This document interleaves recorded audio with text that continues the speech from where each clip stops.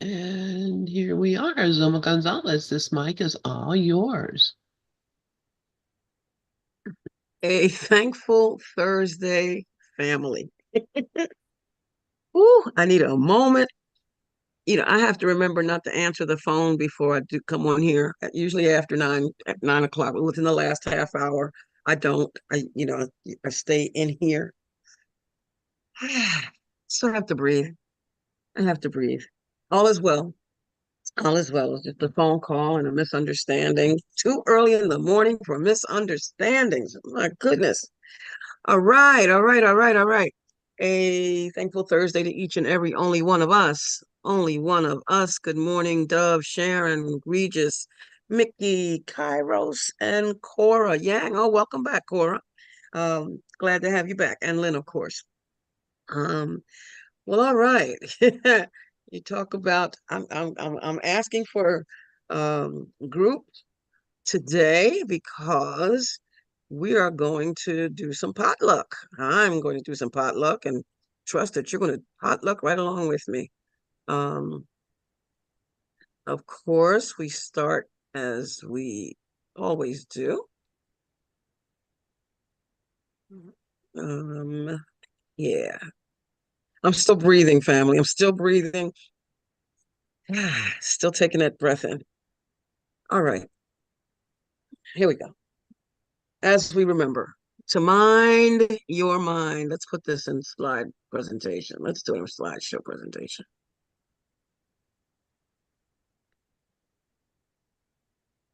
Dr. Ernest Holmes reminds us that to learn how to think is to learn how to live. And that just says Science of Mind text. Well, yeah, from the Science of Mind textbook, page 123, the definitive edition.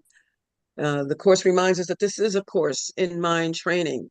This is a course in mind training, lest we forget. It's not a course in how to teach my brother anything. It's not a course in how to change anything that's outside of me. This is not nothing like that. This is a course in training my mind, not a course in training somebody else's mind. It's a course in training my mind. Although the course does say that as I learn to see my brother as he is, he will begin to see himself as he is. That reminds me of a story before I go any further. And I'm glad I got a story. So my mother and I, we had a really, really, really rocky, mountainous rocky relationship, mountainous rocks. They were really huge. And to the point where I had to take myself to therapy to get an understanding of how to deal with my mother. That was my thought. How do I change her so that I can deal with her? Um, and of course, I discovered that that was not the case at all. And once I came to see chapter 13, section 4, and the function of time gave me a lot of assistance here. But once I came to see that it was how I was seeing mommy that was making all the difference in our relationship, I started treating her slowly, slowly, slowly, treating her differently, seeing who she actually was instead of who I thought she was supposed to be. And at first, mommy couldn't figure out why I was acting that way. So she kept on acting the way she was, and I would start snapping back at her, and did that for a while, and then I learned to snap less, and I snapped less, and I snapped less until she started realizing that I wasn't snapping, and her reaction changed. I called it, we danced to the left, and then I stopped dancing, and she was still going to the left, and I started dancing to the right, slowly but surely, and she started dancing to the right with me. So the course teaches not that I can change. I didn't change mommy. I changed me. I changed my mind. I changed how I saw her. And as a result of that, she started seeing me differently and seeing herself differently. And our relationship became the best relationship I've ever had. Okay. So that's key. It's not so this is not a course in training someone else. It's a course in training my own mind And as a result of that, I get to see things differently. And as a result of seeing things differently, they become different. Not the things themselves, but the way I see them. And then as a result of that, the relationship between me and whatever or whomever changes too. This is a course in mind training, and all learning involves attention and study at some level. Because, as the course reminds us too, an untrained mind can accomplish nothing. It doesn't make any, the course talks about the sleep of forgetfulness. The sleep of forgetfulness is an unwillingness to remember. And I think that's an important passage. It's an unwillingness to remember, not being willing to remember. And moments pass and days pass, and even as I'm talking right now, I'm still thinking about that phone call and this sort of thing, and how we're going to have to talk about this later. And I'm leaving this moment in my mind, thinking about what happened and yet to come, and all that. Um, That's an unwillingness to remember that this moment, 9:38 a.m. Eastern time, is the only moment of time that has any real meaning. The Course teaches that now has no meaning to the ego. Nothing means nothing to the ego. But in the Holy Spirit thought system, it is only a fact that it is a fact. It is the truth that this moment is the only moment there is. I can't live what already happened. I can't live what's going to happen. I don't even, futurizing, which I call now awfulizing, is it's fantasy. It's fantasy. It's not necessarily a wish world. Well, yeah, I wish that hadn't happened. I wish the conversation forthcoming doesn't have to happen. Yeah, it is wish world. And wish world, as I've always said, is not a real place. An untrained mind can accomplish nothing. Had I not had uh, some training with the Course in Miracles and some training with Science of Mind and some training with other mental scientists, more in the metaphysics, had I not had any of this, I would have had to call in, all in, I can't come, a situation's come up.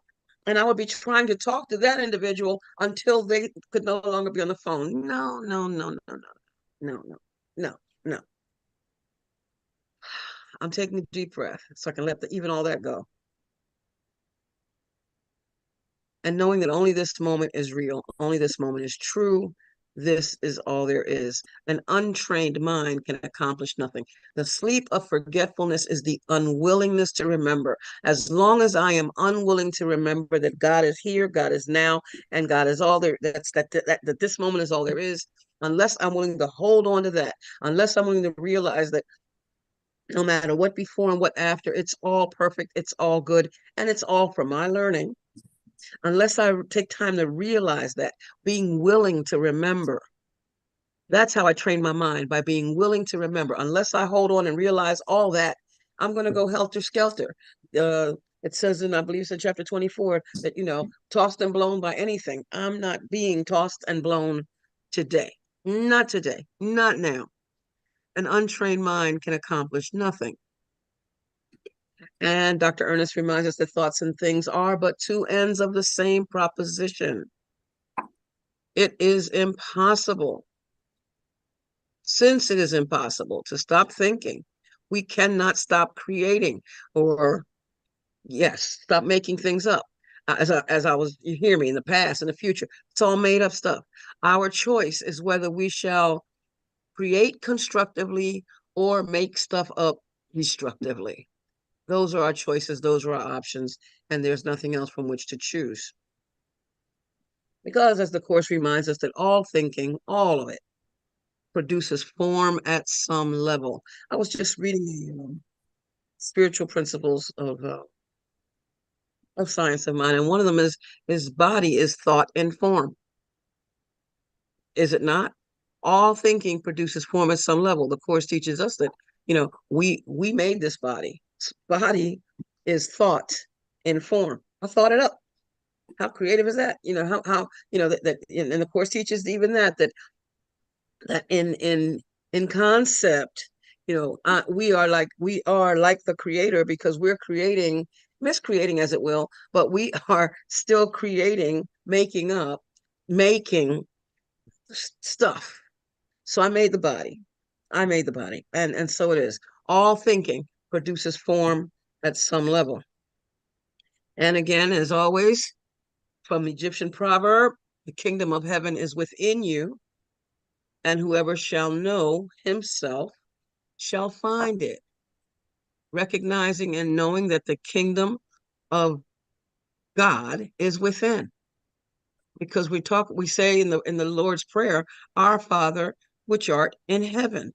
So I reword, our Father which art within.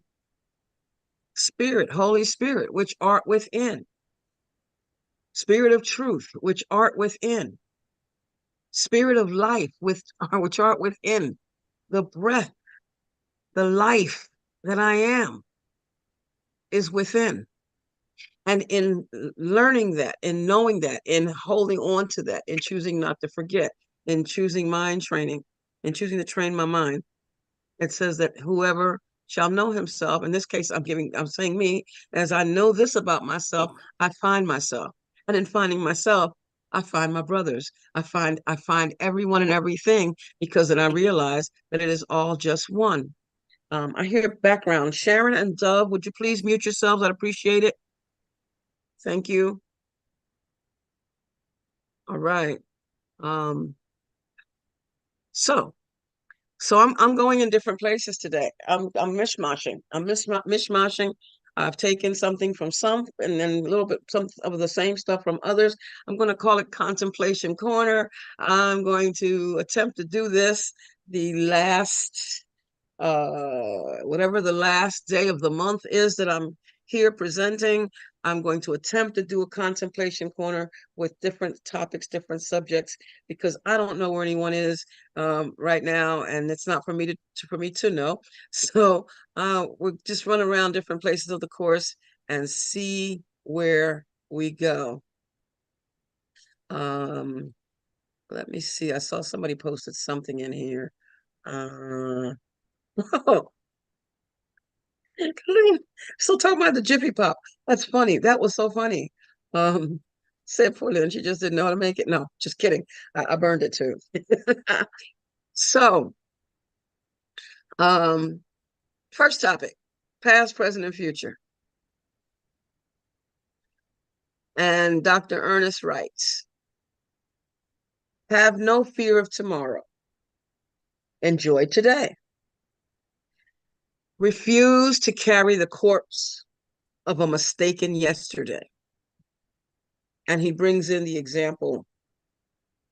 Is that Ernest Holmes? Okay, I think yeah, maybe it is, maybe it isn't. That might be Raymond Charles Barker. And I'm gonna have to give credit where it's due. I'm gonna read it for now. I'll come back to it because I have to make sure I'm giving credit where it's due. Have no fear of tomorrow. Enjoy today. Refuse to carry the corpse of a mistaken yesterday.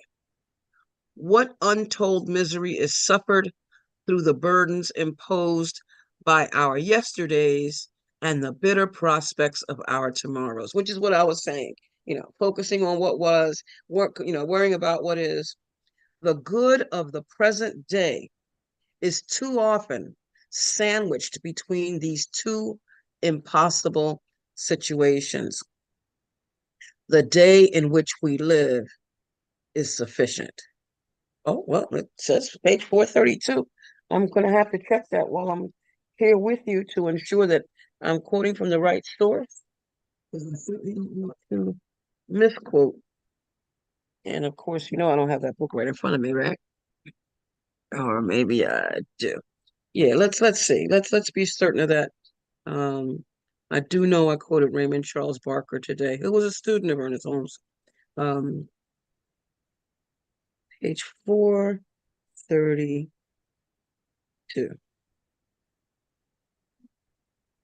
Says on page 432.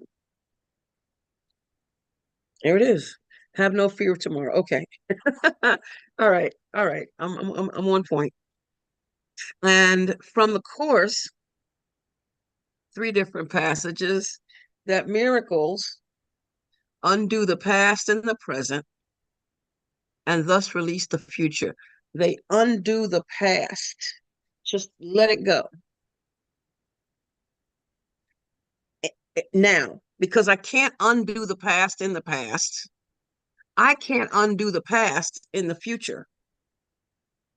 Oh, I think it is the future. Oh, because see, it was the week after, this happened, that the following week was when it wasn't the future, because it's always now. It's every moment is now. Every moment is always now. So for me to say, well, it happened, later on. Well, from that concept of time, we can talk about how one week I didn't get it and another week I did. But time, well, as we know it, the eternity is continuous. So it's not like it happened before, it happened later. It's continuous. And the course teaches that always has no direction. Always. It just it's always now. Now is always. Always and always. It's always now. Miracles undo the past in the present and thus release the future.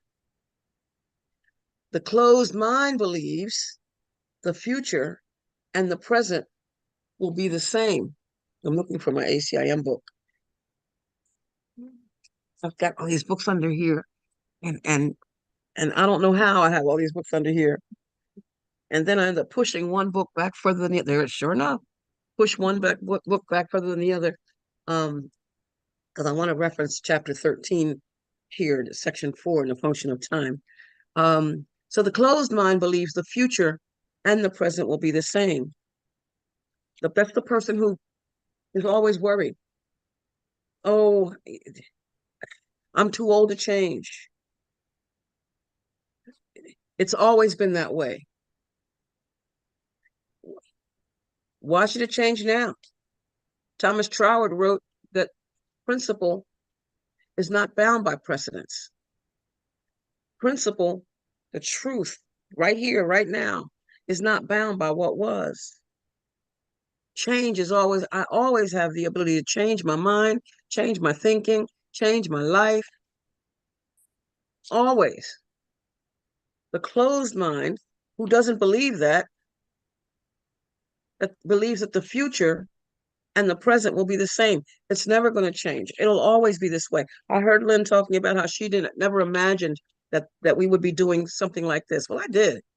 Actually, I didn't picture, me putting PowerPoint slides or anything like that. It wasn't that detailed, but I remember us being in the Pal Talk room, and there would be a speaker, and I would have sometimes I would have thoughts or questions. I'd be taking notes because I couldn't, it was that speaker's turn, and we weren't interrupting that speaker. Now there were moments when somebody would raise their hand, um, or something like that, and oftentimes it wasn't even seen because the speaker was doing what they were doing. It could have been on different monitors or turned away, whatever. They may have had their own book in front of them and couldn't see what was going on. They could have. There was just so many different possibilities, and I always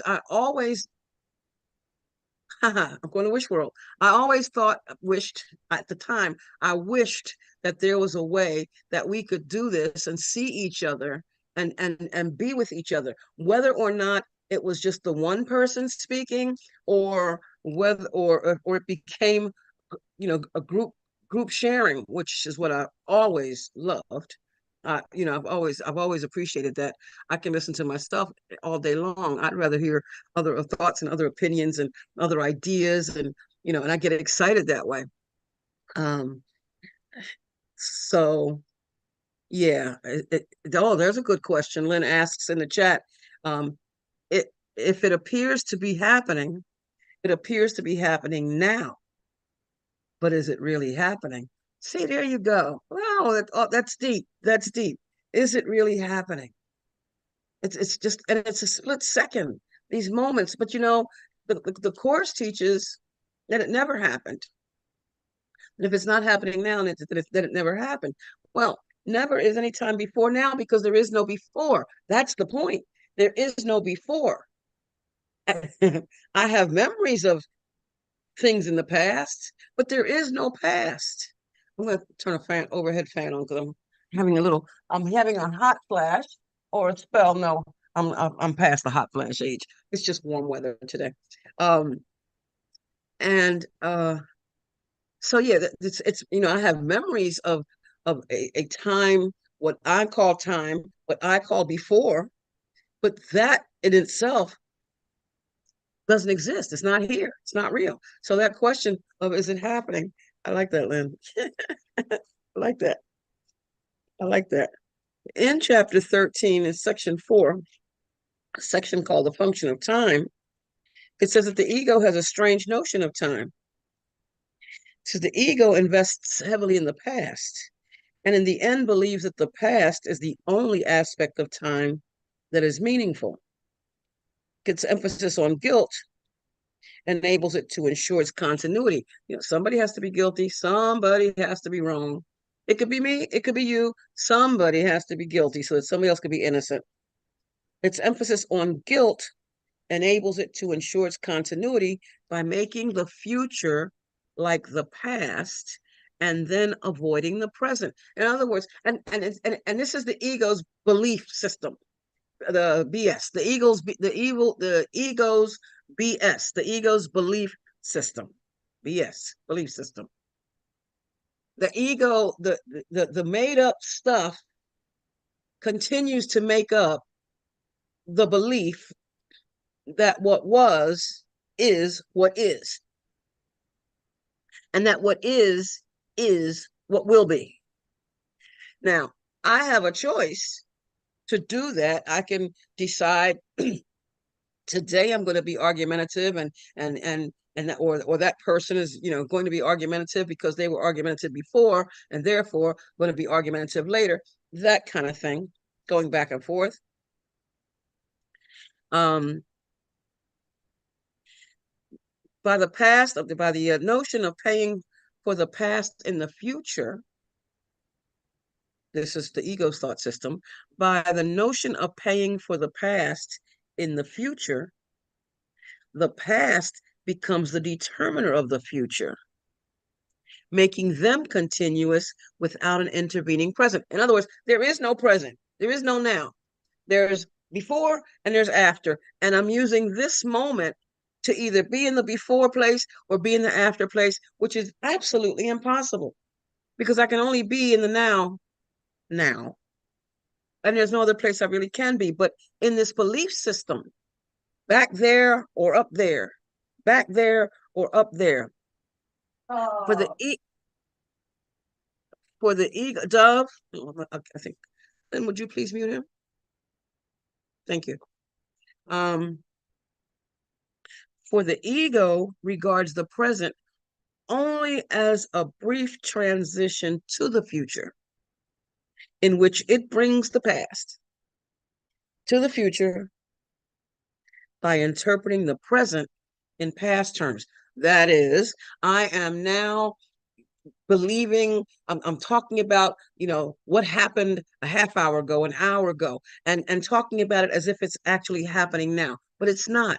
Back to what Lynn said, is it happening? No.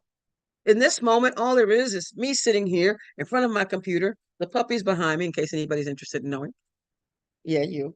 Yeah, doggy's behind me, and I'm having this moment with myself, by myself, and whoever chooses to participate, but it's still it's still myself anyway, because it's just an extension, just an extension, just an extension. And we are the now. Kiros, tell me your name, please. I like that, Kiros. That's pretty. We are the now. Eckhart Tolle, quote by Eckhart Tolle. We are the now. That's it. We really are. This moment is all there is. Okay, so I'm going to put this down. Forgiveness to the course. Forgiveness. Forgive the past and let it go, for it is gone. It is gone. Okay, that's all. That's all I've got on forgiveness. Next. Next slide is on perception. The course teaches perception is a choice and not a fact. I saw this quote this morning, like, I like this, I want this, I need this. Perception is a choice and not a fact. And that's so important because that suggests that suggests that I think that my thoughts are the truth. I think that my thoughts are correct. I think that my thoughts, my perception that is absolute because I read it and I learned it and it was taught to me. I think that I know. Mm-mm. Perception is a choice and not a fact. My perception is not a fact.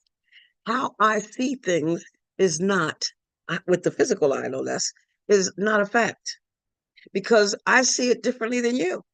And if it's a fact, if it's absolute, then we absolutely have to be seeing it the same way.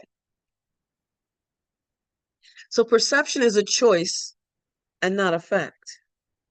But on this choice depends far more than you may realize as yet. For on the voice you choose to hear and on the sights you choose to see depends entirely your whole belief in what you are. My entire BS, my entire belief system depends on the voice I choose to hear. Is it the voice of the ego, this made up voice, this clamoring, you know, first and yelling loud? And is it that I'm listening to? Or am I listening to that still, gentle, quiet voice of the Holy Spirit, which guides me in a way of peace and calm all the time? On the voice you choose to hear and on the sights you choose to see, how am I seeing this thing? Am I judging it? Am I looking at it and putting my spin on what I think it is? For on the voice you choose to hear and on the sights you choose to see depends entirely your whole belief in what you are. The Course in chapter 7 reads that every response you make, every response I make, every response we make is determined by what we think we are. If I think I'm a body, I'm going to I'm going to be in attack mode and angry and seeing and so of course seeing outside of myself as a body too. You're a body, I'm a body. You're trying to hurt me. You can hurt me in this belief system, in this BS. Every response you make is determined by what you think you are. If you think, if you know, if you recognize that you are spirit, and the Course tells us early on that spirit is in a state of grace forever. Spirit is in a state of grace forever. Grace in Spanish, gracia, means thanks. So is thanking me. Life is thanking me for accepting the being that I am, not this body, but accepting the being that I am, accepting the desire to be truly helpful, accepting the willingness to hear the voice of truth, the voice of love, the voice of spirit, to being willing to do that. It's gratitude, back and forth, back and forth, because life is always giving to me, life, God, spirit, call it what you want, doesn't matter. It is giving me, is always giving, always giving, always giving, and me reciprocating in the same way, not in the sense that that God gets something from me, but know that I show my thanks for what I am and for what I have, because being and having are the same. Showing my gratitude for it, and in showing that gratitude, life becomes just a wonderful thing. If in all things give thanks is how it's written in the Bible. In all things, not for all things. in all things, in all things. So, so perception, to continue here, perception is a witness, but to this and never to reality. So perception is based on what I choose to see and the sights rather on what I choose to hear and the sights I choose to see. That my everything depends on that. And again, every response I make is determined by what I think I am. If I think I'm a body, then you're a body too. If I recognize the truth that I am spirit, then of course you have to be spirit too. Perception can show you the conditions in which awareness of reality is possible or those where it could never be. That's what perception, it's a choice and not a fact. And Mark Nepo, from his book, The Book of Awakening, Having the Life You Want by Being Present to the Life You Have. I love the title. Being Present to the Life You Have is a 365 book, a 365-day book. And it's and he's an excellent writer. He tells a lot of his own personal, he gives a lot of personal accounts of, pain-filled ones, things that he experienced, and phenomenal man. Anyway, he wrote a book, the book that I had to study when I was working for my license was 7,000 Ways to Listen. And it's very interesting, very interesting book. 7,000 Ways to Listen. We tend to listen with judgment. We tend to, we want to judge everything. Hi, Karen. My Karen just came into the room. We tend to listen with judgment. We want to put our own spin on it. But back to that, perception is a choice, not a fact. We tend to listen with how does this fit in to my BS, to my belief system? Oh, it doesn't. So, it must not be so. But that's the way what I believe. All right.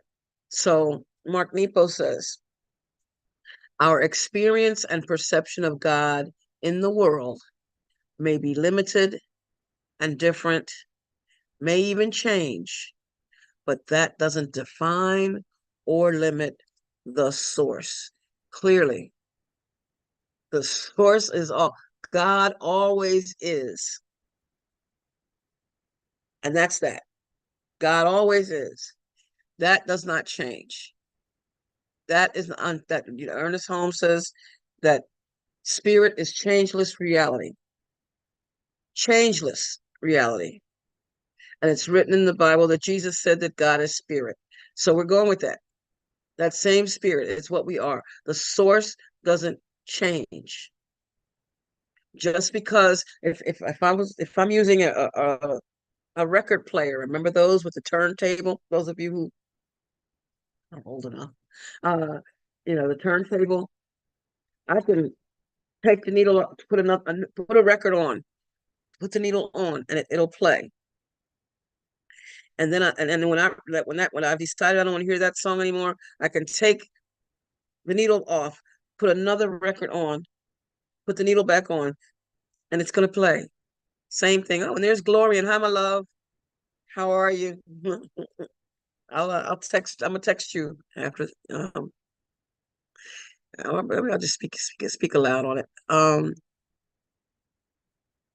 So, but the turntable, the record player is still doing the same thing. You still have to take the needle and put it on the record. It's a different record, but how it functions is the same. How it functions is the same. And Kiros wrote, "We are before the now." I've read that somewhere. I just finished reading something like that. Basically, that we have always been, because we have always been. Again, always has no direction. She writes, "We are before the now, not a concept, more than the now, more than time and space." Yes, we've always been. So when I read in any book about, and in the end, or the last such and such will be. I don't understand that. I don't understand where that the last anything is going to come from. If always has no direction and eternity is, it simply is, then when is the last anything? When if we're talking, unless we're talking in time, when is the last anything? There is no last. There is no end. There was no beginning. In the Bible is written, in the beginning God created. That what before the beginning there was beginning was a word that somebody came up with. It's life in some form or fashion is always life has always been spirit. Let me reword that. Spirit has always been. Always. Always. Even if you go with that, in the beginning, God created the Big Bang Theory. What did the Big Bang? What did that? How did that come to be? But that's just me talking. That's just me and my thinking. Anyway, our experience and perception of God in the world may be limited and different, may even change, but that doesn't define or limit the source. The source is always the same. That cannot change. All right, next slide. I don't know how many slides I have. And this came up earlier. Dove mentioned it. And I'll start with that one. A sense of separation from God is the only lack you really need correct. This sense of separation would never have arisen if you had not distorted your perception of truth, if I had not distorted my perception of truth, and had thus perceived yourself, myself, ourselves as lacking. And Joel Goldsmith gives us, he actually is telling a story. He starts out talking about if you're in a room and you're seeing, I don't know, a lamp or something, and there's a hypnotist there, and he hypnotizes you into believing that there's snakes coming out of it, and and now you're reacting as if there's snakes coming out of it because you have been hypnotized away from what was really true. That it was only in this scenario just a lamp. And he goes into the story, and I love reading that. It's in the Joel Goldsmith Reader. If anybody's interested, that's came out of the Joel. I got it on Kindle. The Joel Smith Reader. But then he concludes that by saying, as soon as you have been hypnotized into believing in a selfhood apart from God, you then logically accept all the beliefs regarding this selfhood: birth, growth, maturity, and ultimately death. There is only one way to be rid of the human picture, and that is to understand that there is no person and there is no selfhood other than God. In the course, that's it for me. That's it for me. We could pack up and go home now, because what else is there? There's only God. There's only God. What? Again, my friend Reverend Sarah Bowen, she says that the word God is a placeholder. That means everything, everything, everywhere, everyone, always. And I said everyone. I didn't say everybody. I'm clear here. Everyone, because there's only one. Always. Everything. Always. There's only God. That the word God itself, Reverend Sarah says, is just a placeholder. And this from a woman who once upon a time couldn't even say God. She didn't believe nothing about God. You couldn't convince her that there was such a thing. And she was a preacher's kid. She was a PK. I like that term. PK. She was a PK who did not believe that. She just didn't and couldn't. I'm looking for the passage in the Course which talks about more than everything. Where is that? In chapter 27, nothing points beyond the truth. For what can stand for more than everything? The problem comes in chapter 29, and of course, in chapter 29, section 7, it's all just coming as it's coming. Thank you, Spirit. Nobody wants to talk to me today. Nobody wants to talk with me today. And that's okay. That's quite all right. In section 7,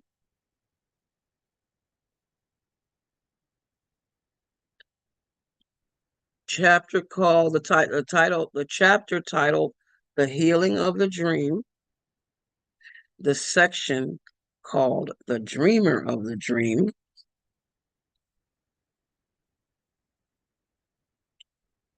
and I can't find it. I have the particular sentence here, and I don't know exactly where it is because I don't have it highlighted in my book. That we deny the truth about ourselves. He denies the truth about himself. You, me, deny the truth about himself and seeks for something more than everything, as if a part of it were separated off and found where all the rest of it is not. Seeking for something that isn't real, looking for something, looking for the and. There's God and in this example. And I can't figure out how come I can't find it in my book. um, nope, can't find it. Leave it alone. Leave it alone. The bottom line that there is no God and that we're looking for more than everything. And that the more than everything is not a thing to make you tremble and to quail in fear. That's in section 8 in the hero of the dream. There is no more than everything. There's only everything. And anything that we do outside of that, that we attempt to think outside of that, comes right back to that sense of separation. That's what needs to be corrected. That's the only thing that can be healed is the belief to rid myself of the belief that there is something other than God. That just doesn't make sense to me anymore. And I mean, it used to. It used to. There was God up there. And I love when Regis introduced me to the Santa Claus principle. You know, he sees you when you're sleeping, knows when you're awake, knows if you've been bad or good, so be good for goodness sake. Oh, you better watch out. The God that gave me that God that told me that I had free will, but also said that I had free will, but if I didn't do it this way, then I was going to hell. Simple as that. There's only there was only one way. No, any way is the way because it's all God. And no matter what, ultimately, it all leads to the same place every time. That's the only way it can happen. All right, let's see what's on the next slide because I don't know, and I don't even know how many slides I have. So let's see. Ah, this came up the other day. This came up on Monday, I believe. On what is today? Today is Thursday. Yeah, this came up on Monday, I believe, about the script being written. So I use it as the title. And I'll start with the passage from the Bible from Jeremiah 29:11 that reads, "For I know the thoughts that I think toward you, says the Lord, thoughts of peace and not of evil, to give you a future and a hope." And I can always hear Dove with this because this is one of his favorites. What could you not accept? And here in that part right there, acceptance, acceptance, acceptance. The serenity prayer. Accept the things that you can't change. Acceptance, acceptance, acceptance. What could you not accept if you but knew? Now, the key word here is to know. You have to know it, not just wonder, not just think, not just hope, not just wish. To know that everything, not some things, not the things that feel good, not the things that make you smile, everything that happens, everything, all events, everything. I'm talking about these events, these situations, these these experiences, these thoughts, these feelings, these ideas, these perceptions, everything that happens, all events, past, present, and to come. Now, we're talking about the past, we're talking about the present, and we're talking about the future in this passage of the course, from the course. Everything that happens, that has happened, that is happening, that will happen. So I'm back to that word happen again, Lynn. I'm there again. We're back there again. But I understand that what the course is saying, and I mean, I understand what you were saying, and that, you know, that only what's going on right now is now. And the course, I'm in another ACIM study group, and the group, it's a course in oneness is what he calls it. And he talks about how the course, in the course, sometimes it's talking from level 2, sometimes it's here from level 1, sometimes it's level 2, and sometimes it's level 1. And this is a level 2 statement. Everything that happens. Okay, so if we're saying something happened before, that's a level 2 statement. We're saying something is going to happen later in the future, that's a level 2 statement, because there is no past and there is no future. There is only now. So what could you not accept? What could you not accept if you but knew that everything, oh, little boy, you comfortable? You all right? That everything that happens, all events, past, present, and to come, are gently planned. Gently planned. What does this passage in Jeremiah say? I know the thoughts that I think toward you. They're thoughts of peace, to give you a future and a hope. Gently planned by one whose only purpose is your good. Thoughts of peace and not of evil, it says. Perhaps you have misunderstood his plan, because see, we see the evil, we see the mean, the mean stuff. We see reasons to be afraid. We see reasons to, you know, to think, oh, this is the worst that could ever happen. Everything, all events, the ones we like, the ones we don't like, the ones we think are good, the ones we think are not, the ones we think are wrong, the ones we think are right. All events, gently planned. The script has already been written. I get to decide how to step into it. By one whose only purpose, only purpose is your good. Only purpose is my good. No matter what it is. Perhaps you have misunderstood his plan, for he would never offer pain to you. Never. For me to decide that something hurts, that sentence started with, for me to decide. I've made a decision of choice, and we just talked about that. I get to choose how to think and how to feel. And if I think it's painful, then it's painful.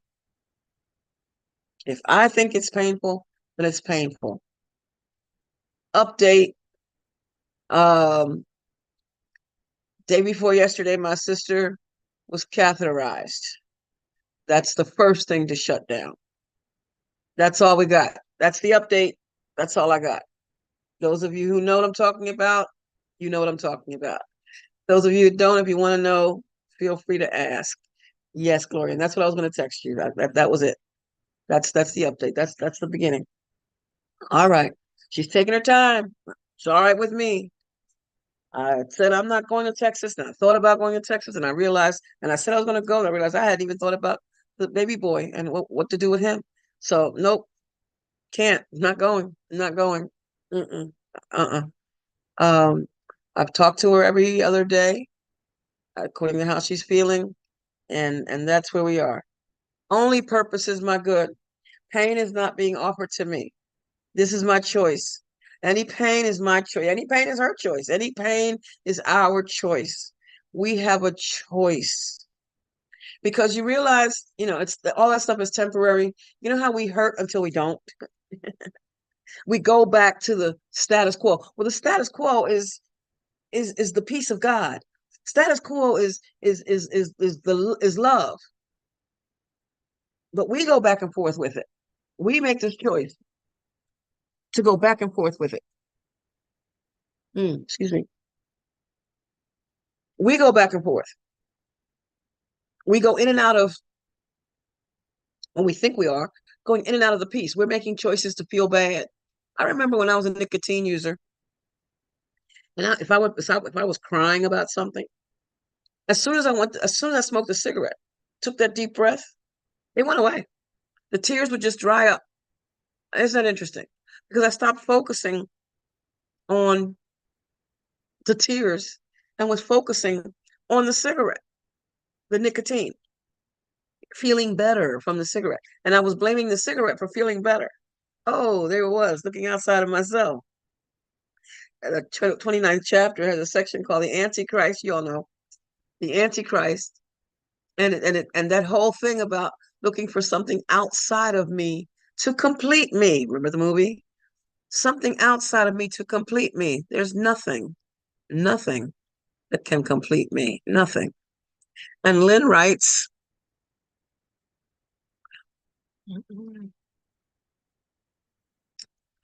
it was only after the separation that the atonement. How long ago was that? Right, yeah. It was only after the separation that the atonement and the conditions necessary for its fulfillment were planned.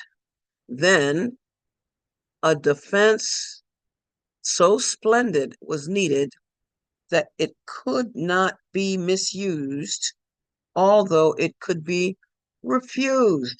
I have a choice. I always have a choice. I can say yes to life. I can say yes, bring it. There's a book titled The Gentle Art of Blessing. I think I've mentioned it before. The Gentle Art of Blessing, which says, bless everything. Bless everything. Bless you instead of screw you. Bless you no matter what.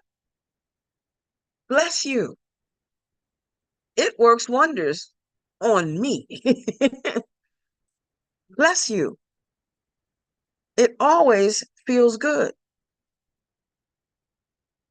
And that's the response. Yes. And Gloria writes, exactly. We make that our response. Yes. Yes. Because every time I bless, I'm seeing the God in you. I'm recognizing spirit. I'm recognizing that you're not a body. I'm recognizing that you're just as capable of making a mistake as I am, and mistakes are for correction and nothing more. Yes, Gloria, go ahead. Good morning. No, it was so funny when you said that because in my original group, we made that a practice where, we all made an agreement. We live in New York, so when you're driving, whatever, instead of saying blank you, we would say bless you. And we would just practice every time that other thought maybe came into our minds to replace it with bless you, brother. And it really does make a difference. It cuts it right off. It cuts off that insane stream that we're accustomed to listening to and says, wow, yeah. And I like it because it's really a form of the decision maker. It's exercising the decision maker that we have a choice to have a different response. And as we all know, we're only responsible for our responses. Thanks. Thank you. Thank you. Yeah, only responsible for my own response. I think I have a slide on that. Let's see. Let me go back to sharing the screen. Thank you for that, Gloria. Needed that. Absolutely. Bless you. So that's it. Bless you. No matter what. Bless you. No matter what. Bless you. No matter what. Bless you. So about the thoughts of others, like you just said, we're only responsible for our own stuff. And here's the Raymond Charles Barker quote. What another person thinks about you is none of your business. And I'm thinking now, Terry Cole Whitaker wrote a book by that title, What You Think of Me is None of My Business. That came later. Raymond Charles Barker was way, way, way before that. But anyway, what another person thinks about you is none of your business. And by the way, what you think of other people is not their business. Your that was my aside. Barker continues, your entire business is the operation of your state of consciousness. Your entire business is the operation of your state of consciousness. Period. It's not about you. It's not about that other person. Oh, there was another part of that I wanted to quote, and I may have. I don't know if I did or not. I'll find out soon enough. Because I was doing the slides themselves this morning. Anyway, so the Course reminds us to understand that you do not respond to anything directly. We do not respond to anything directly, but to our interpretation of it, my perception of it, the way I see it, what I think it is, from my world. I'm seeing it from my world, and that's it. Understand that you do not respond to anything directly, but to your interpretation of it. Your interpretation thus becomes the justification for the response. So it's never you, it's how I see you. It's what I think about you. It's never you. It's what I believe you said, how it feels to me about what happened. It's never the thing out there. It's always what I think about the thing. I'm never upset for the reason I think, because I think I'm upset because of something that you did. I'm never upset for that reason. I'm upset because of what I think about what you did, not about what you did, not about what you said, not about any of that. It's always about what I think. Back to the original slide. This is a course in mind training, and to learn how to think is to learn how to live. This is a course in mind training. It's all about my state of consciousness. What am I thinking? What am I thinking? What am I thinking? And what mantra? What workbook lesson? What passage? What sentence? What word can I use to bring me back? Bring me back. Bring me back. To remember that I am not this body, that you are not that body. Workbook lesson 71 speaks to that. How we think that if someone else did something differently, then we would be saved. Gosh, how that makes me chuckle. That makes me chuckle. And in 72, it says, the kinds of things that we're apt to hold grievances for are always associated with something a body does. And in there, I am not dealing with what the person is. It says what? If I am holding grievance about something that you did, about something that you in a body, I'm seeing a body, it's saying I am not dealing with what you are. I am not dealing with spirit. On the contrary, I'm exclusively concerned with what you do in a body. And here I am doing more than failing to help in freeing you from the body's limitations. In other words, I'm seeing you as a body, and because I'm seeing you as a body, I can only treat you as a body, and I'm not giving you an opportunity to express your real self, your true self, because I'm too busy blocking that with this pain, or blocking it with whatever form of pain, with some form of fear. I'm blocking it. I'm blocking it. And here it says, I am actively trying to hold you to it by confusing it with you. That's the body. I'm confusing it with you, with what you really are, and judging you and the body as one, judging spirit and the body as one. That's what workbook lesson 72. 71, 70, 71, and 72. They have 3 sections in there, which so encapsulate all of this for me. As far as seeing you as a body, recognizing that you, how is it I can recognize that I'm not a body, and I can walk around and say, I am not a body, I am free, for I am still as God created me. What? And then turn right around and look at you and say, yeah, but you, as if I'm not a body, but you are. That makes me holier than thou, doesn't it? Which really doesn't, because now I'm just being a judge that's making no sense, and trying to live and exist at the same time, in 2 levels at the same time. Seeing myself as level 1 and seeing you as level 2. That makes no sense. Love that smile, Regis. Thanks for that photo. So understanding that you do not respond to anything directly, but to your interpretation of it. Your interpretation thus becomes the justification for the response. That's why analyzing the motives of others is hazardous to you. How can I sit around, and I know someone, unfortunately, who does this quite a bit, that talks about how what they think that they know what another person is thinking. They are assuming that someone knows that they know what the person is thinking. And I ask, well, did you ask? No. So I don't ask, how do you know? Because they're not saying that they know, but they think they know, and they don't know. It's an assumption. They are analyzing what someone else is doing based on, I suppose, what they would be doing if it was them. I don't know. I don't do it. So that's time consuming.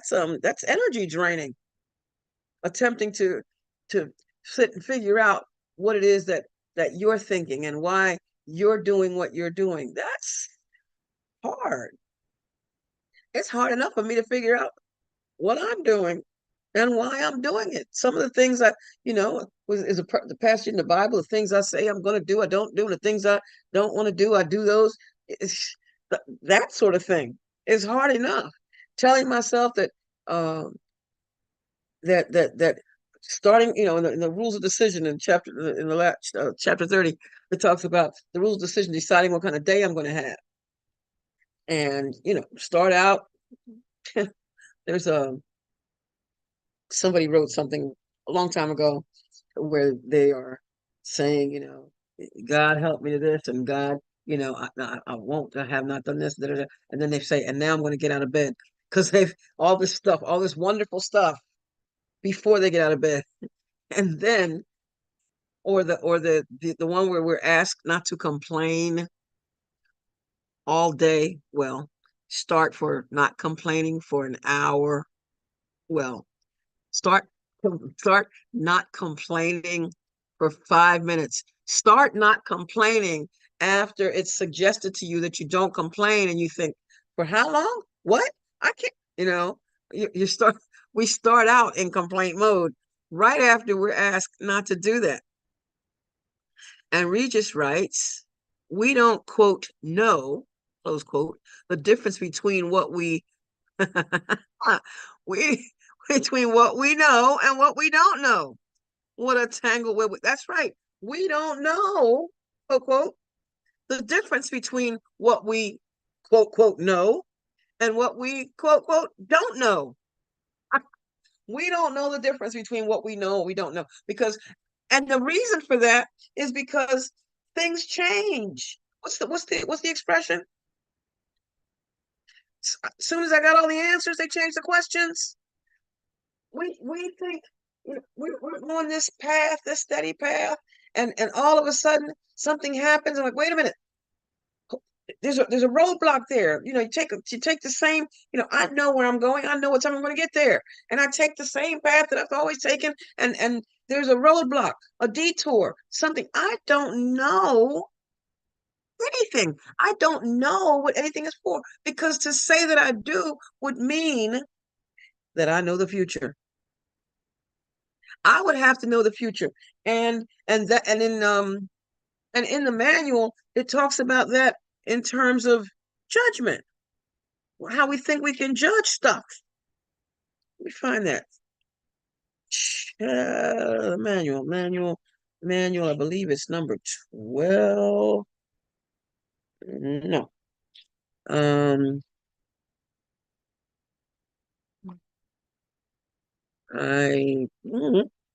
Where is it? It's about judgment. It's about judgment. In number 10, Manual for Teachers. How is judgment relinquished? This is perfect with what you wrote, Regis. In the third paragraph,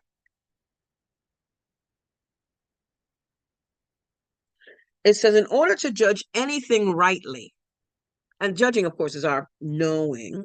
I see your hand, Gloria. Give me a second. In order to judge anything rightly, one would have to be fully aware of an inconceivably wide range of things past, present, and to come. One would have to recognize in advance all the effects of his judgments on everyone and everything involved in them in any way. And one would have to be certain there is no distortion in his perception, so that his judgment would be wholly, that is completely fair to everyone whom it rests now and in the future. Who is in the position to do this? Who, except in grandiose fantasies, would claim this for himself? I don't know what anything is for. Go ahead, Gloria. Yeah, perfect.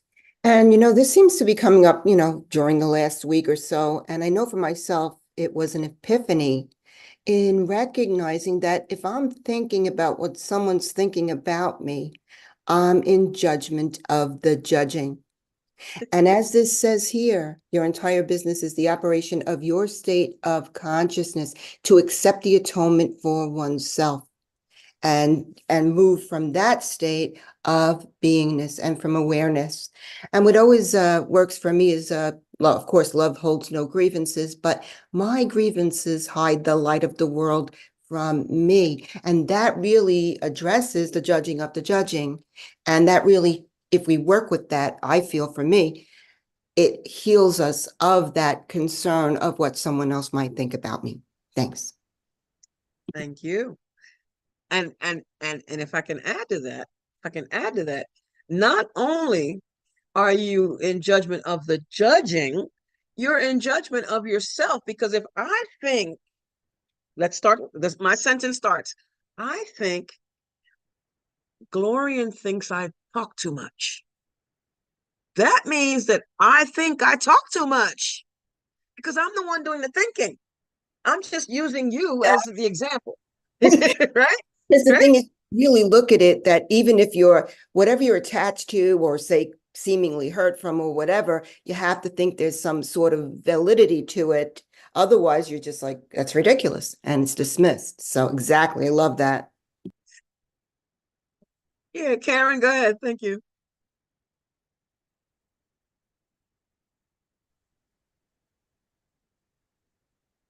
Thankful Thursday to everyone. Good morning. Yeah, this is reminding me of today's lesson. The first paragraph. No one can judge on partial evidence. And I love what everyone shared on this. That is not judgment. It is merely an opinion based on ignorance and doubt. Mm-hmm. Its seeming certainty is but a cloak for the uncertainty it would conceal. It needs irrational defense because it is irrational. And its defense seems strong, convincing, and without a doubt because of the doubting underneath. So we can't judge on partial evidence. And, that old saying, I think it goes something like, I believe half of what I hear, half of what I see, and none of what I hear. Because I don't know the story behind it. I don't know what went down. I never do know. So it does really, really help with judgment. And I love this. I love this conversation because judgment is the blocks. That's the blocks. That is the blocks to love's presence. Thank you. Thank you. Perfect. Perfect. Absolutely perfect. I'll put that on a slide. I will. I will. That's perfect. So here we go. I think I have one more slide. I think. I don't know. I didn't count them. Oh, no, there's another one. There's one after this. I think. Charles Barker. I knew there was more to this. I knew there was more to what he had to say. You can think, no matter what anyone says unkindly to me, I am going to say in my own mind that there is not one word of truth in it. And the reason for that, I do not care. And the reason for that is what you think is not my business. Back to that. What you think isn't my business. So if you say, oh, Zulma, you're this, or Zulma's that, and somebody's over there telling you, yeah, and Zulma this, that, and the other, that's not my business. It's the business of the one whose mouth is coming out of, the one who's thinking the thought. That's whose business it is. It's not my business. You can think, no matter what anyone says unkindly to me, I am going to say in my own mind that there is not one word of capital T truth in it. I do not care. I believe that within these people is a spiritual possibility. Again, being willing to see them as they are in truth, as spirit, and not as a body. I believe the good. That's a capital G in them. I believe the capital G good in them. That's spirit. I behold the good in them.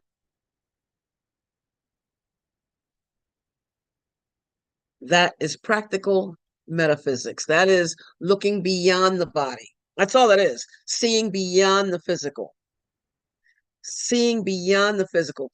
That is true forgiveness. And that, the Course says, to forgive is to overlook, looking beyond all that. And the Course teaches forgiveness is the healing of the perception of separation, where I no longer think it's you versus me. It's you. Are you having fun?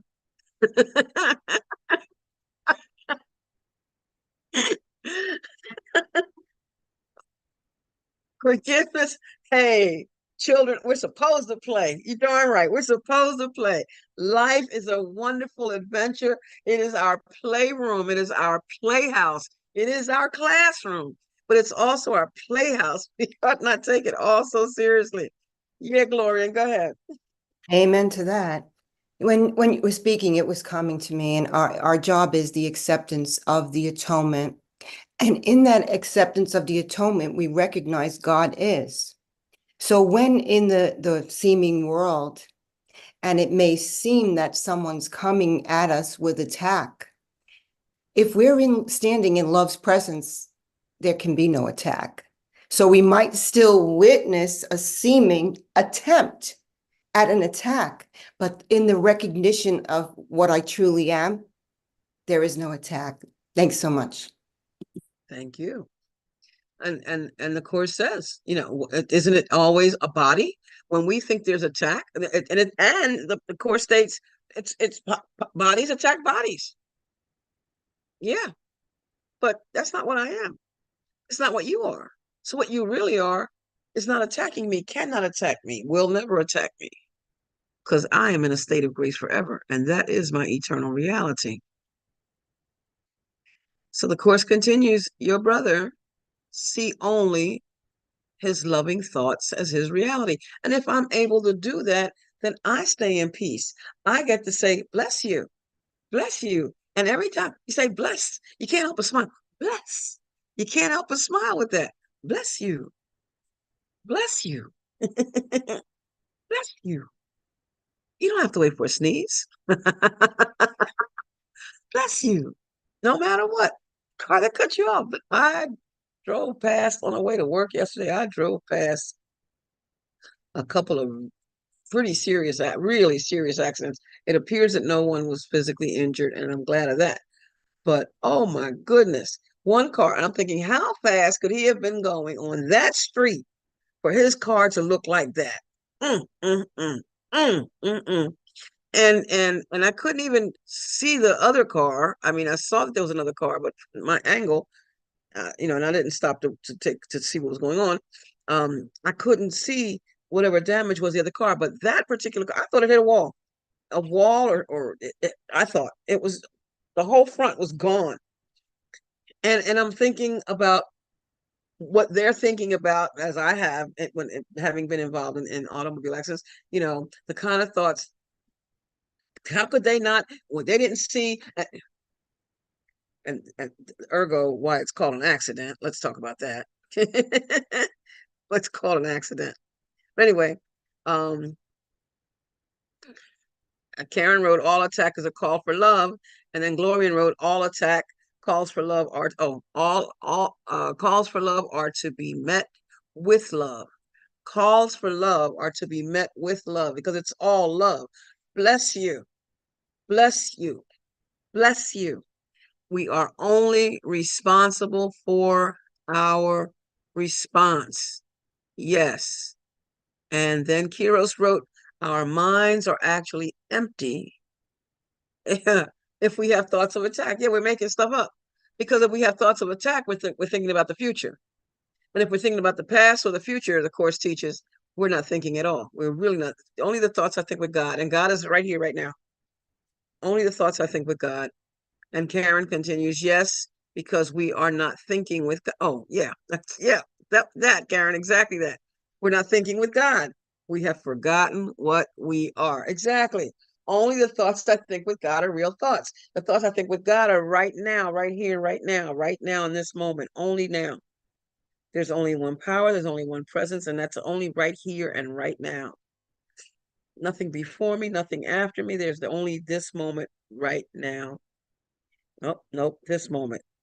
This moment. Staying in the present. That's why in meditation they ask you to focus on your breath, because that's present. That's the thing that's present. Yeah, Karen. Great minds do think alike. All right. I think I have one more slide. Let's see. Is that true? Oh, what's that? A collision with the eternal. Oh, that was earlier. A collision with the eternal. I like those words. Or don't. Let's see. I believe this is the last slide. Love is.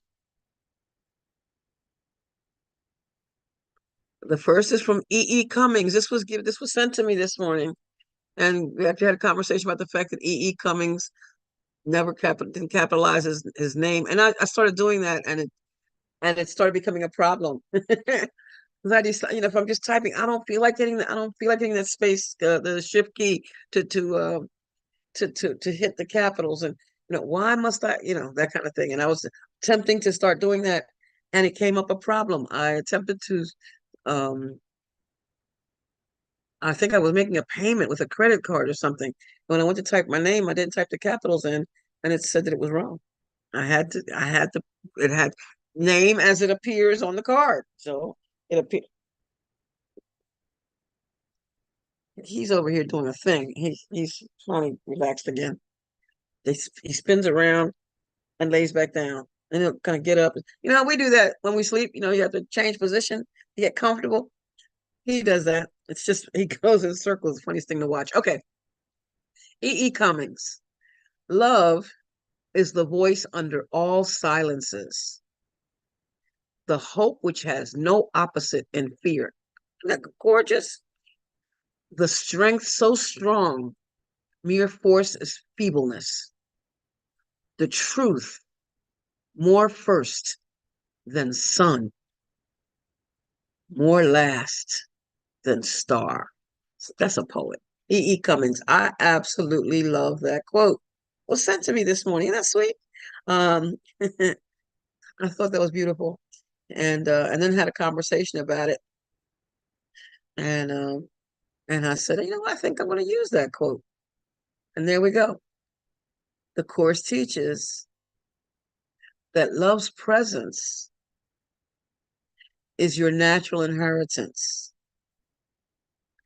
The opposite of love is fear, which is what I brought up. I brought this passage up when we were having a conversation about E. Cummings. The opposite of love is fear. But what is all encompassing is no opposite. And that goes back to what Gloria wrote. She said, call for love is to be the only response is love. Now, sometimes the call for love is the response is a call for love. Ergo, the argument. Ergo, the fight. Your call for love, and I meet it with my call for love, and now we're in it. Now we're in it, and we're calling it other things. We're calling it hatred, and we're calling it this, and we're calling it that. But if there's no God if there's no and, then every thought and every feeling is gently planned. What could you not accept? Gently planned. This man has on a Pal Talk t-shirt.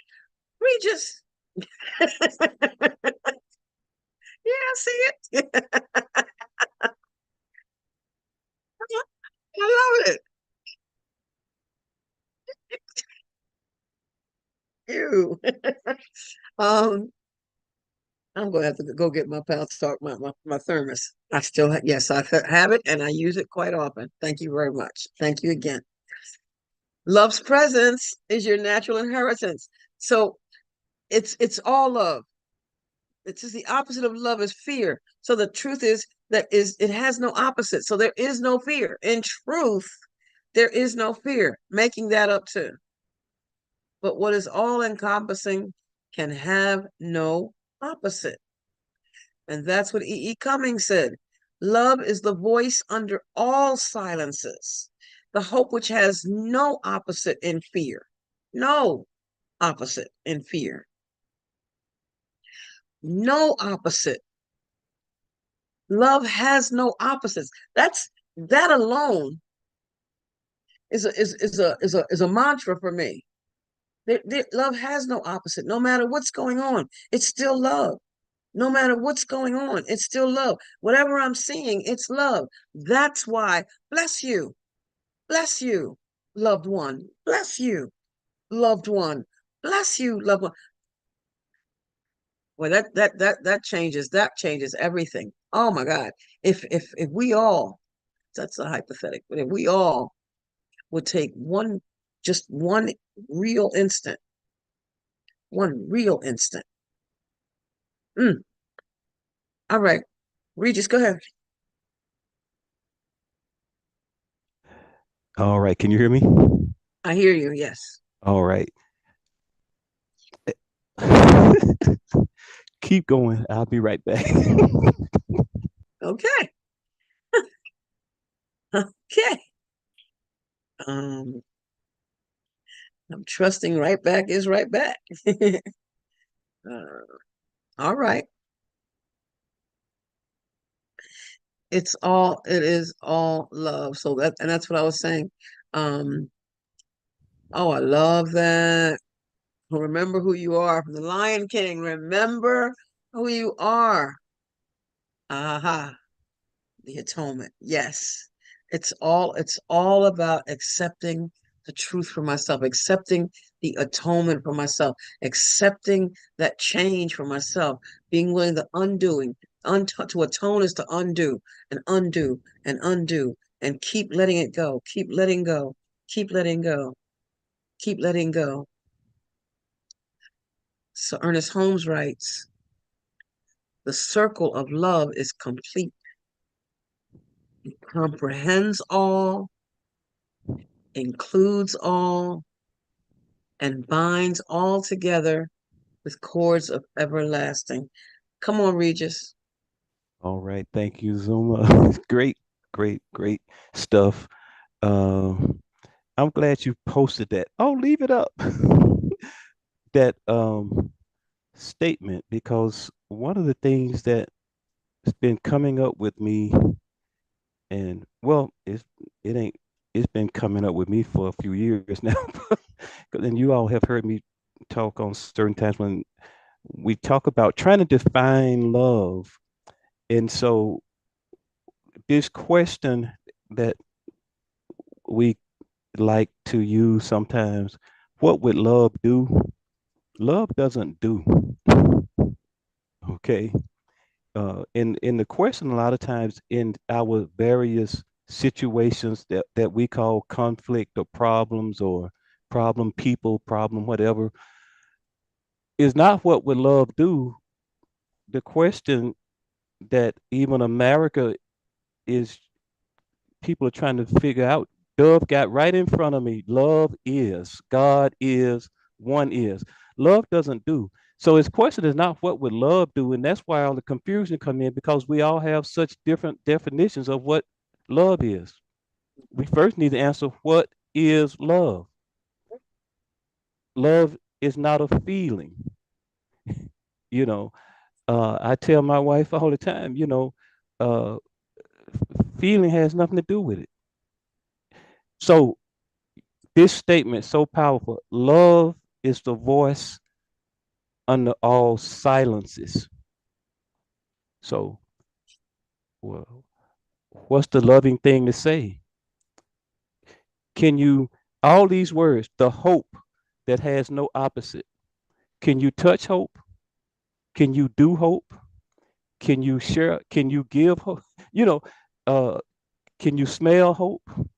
Does hope have a sound? You know, the strength so strong, mere force is feebleness. So, can you hold strength in your hand? Can you go get some strength and give to somebody else? See, we get confused about, oh, I don't know what to do. I don't know what to say. You know, love is, and it's in the silence.